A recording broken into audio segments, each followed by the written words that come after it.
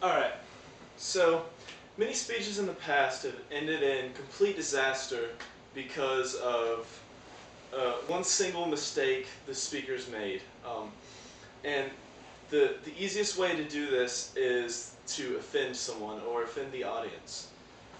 It happens all the time. We see it on TV, celebrities, politicians having to defend and apologize for what they've said just because of one simple slip up. An example of this is a picture right here. Joe Biden. During his campaign with Obama, there was an interview after some speech, and he said a remark about 7-Eleven gas stations and convenience stores, how you need an Indian accent and to speak Hindi just to go inside these stores. Obviously, that's pretty stereotypical and offensive towards Indians, and after that he had to.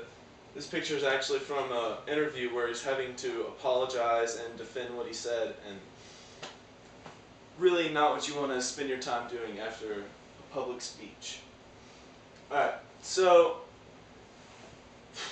now that you know the importance of avoiding offending anyone, I'm going to kind of go over the main things to avoid in a speech to keep the audience happy.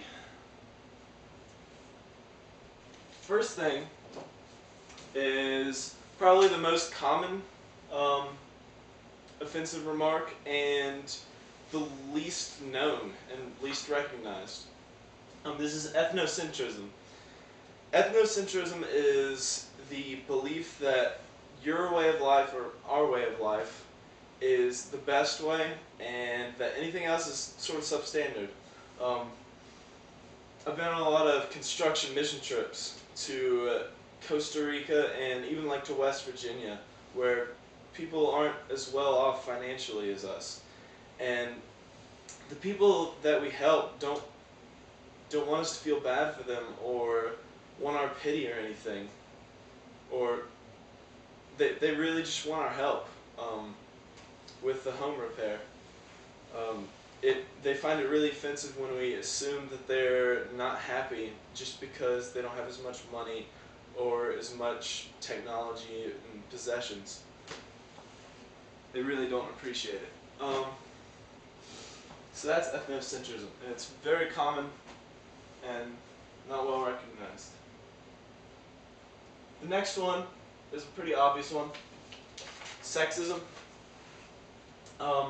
Sexism, obviously, is any remark against or belief against the other gender, or any gender. I guess it could be against your own gender.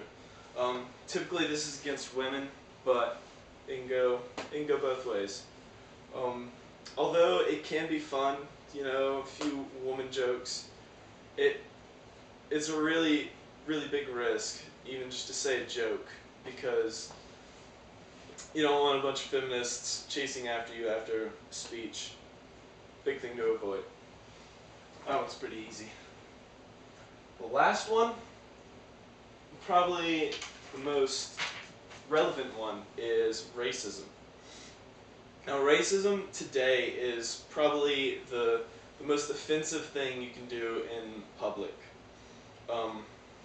While comedians do it all the time, it's really not well accepted to society.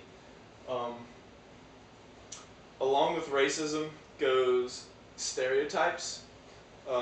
This is any label given to a group of people, typically races, but also religions and based on where people come from. Just any label going along with that. Such stereotypes include anything like white people can't jump.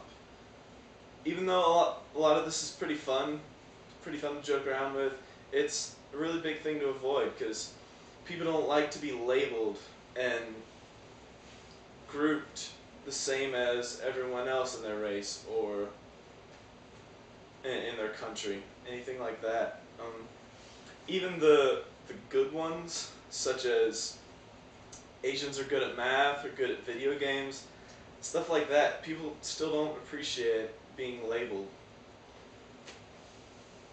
So overall, I hope this will help you in preparing speeches and keep you from offending your audience. Again, it's the quickest way to end that positive connection with your audience, and because they stop listening and then they start thinking and judging you for an ignorant comment in what you said instead of what you're saying.